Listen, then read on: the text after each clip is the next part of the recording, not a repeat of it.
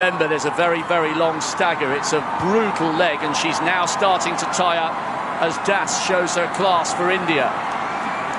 Also, Jamal of Bahrain beginning to tire just a fraction. India lead, we did expect that. Bahrain in second, a little bit of a sloppy change over there from Jamal to Essa, who you expect will close this gap.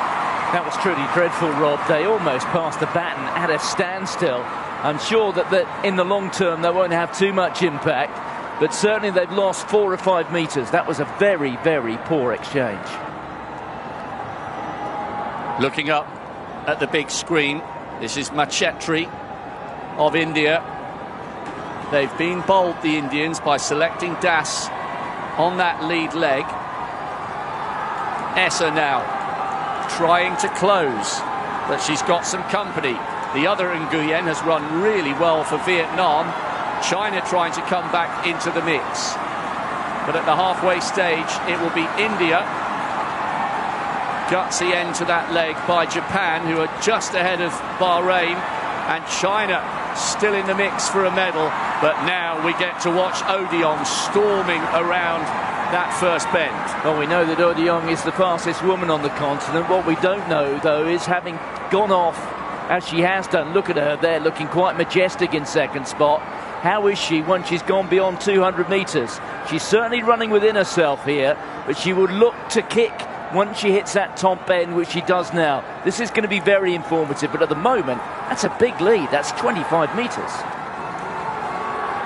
The Indians put their best athlete out lead leg. It will be left to Valuva Korath to anchor them home. She has a huge lead.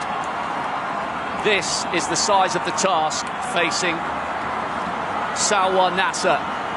India with a lead of somewhat 30, maybe 40 metres. Nasser is so fast. She's running in lane 2. She needs to cut in. She's covering more distance than she needs to here, and she's still in lane 2.